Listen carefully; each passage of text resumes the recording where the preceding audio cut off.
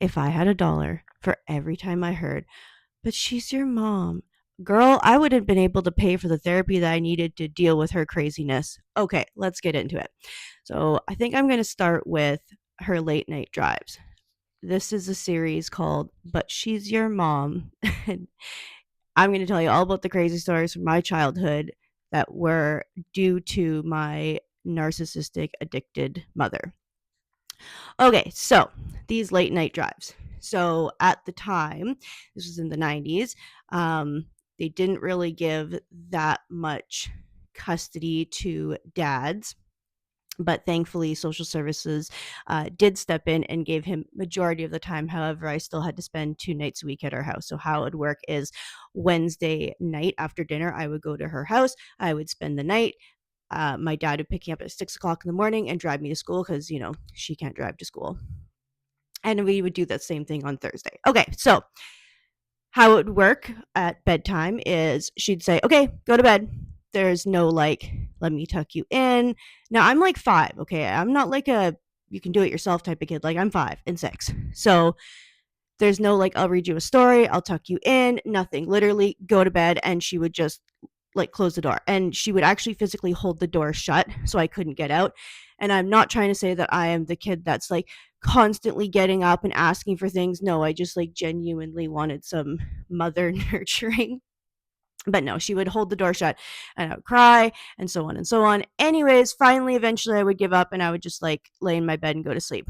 In the middle of the night, at some point, I don't know the exact time, I'd be woken up to being picked up out of my bed, and then she would put me in her car, and we would drive down to a infamous biker gang bar.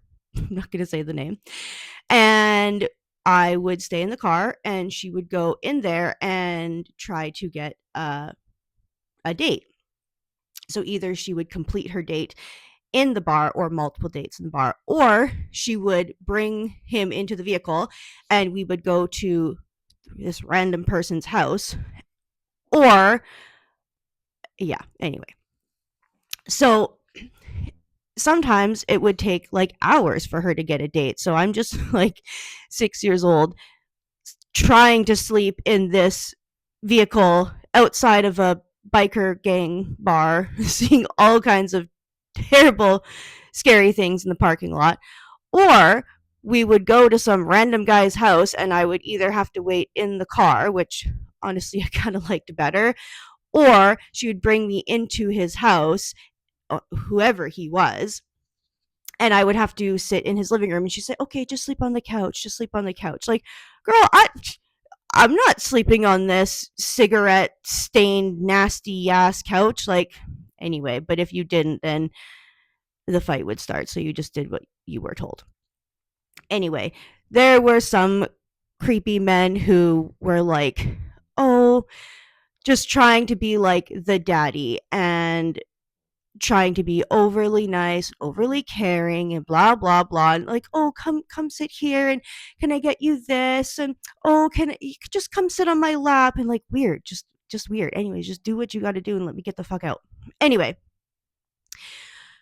so my dad, well, obviously I had told my dad later on, but I kind of didn't really know that this was not normal because, like, you don't know that your childhood is totally messed up until you see other people's childhood, and you're like, oh, your parents don't take you out in the middle of the night to drugs houses? Weird. Okay, anyway. So my dad, like, when it started getting cold in the year, my dad would come and pick me up, and he noticed like there's frost everywhere because it's 6 o'clock in the morning, but there isn't on the vehicle. And so he would touch the vehicle and see that it was warm, and he's like, what the heck? Like, where, like, it's 6 o'clock in the morning, where are you going? You do not work, and I'm coming to pick her up because you can't drive her to school. So what is going on? And so he'd ask her like in a nice way, and she'd flip out. And yeah, then he asked me what was going on, and I informed him. And so we tried to deal with the courts and whatnot and whatnot. But yeah, she yeah, that's her late night drives. Oh, sometimes she would bring the guy to our house. And she would go in her room and she would do whatever she does. And then I would just have to stay in the living room because my bedroom is close to her bedroom. And she didn't want me hearing things, but I'm going to get into that into another video because there is some, it's like her logic on that is like a parallel universe.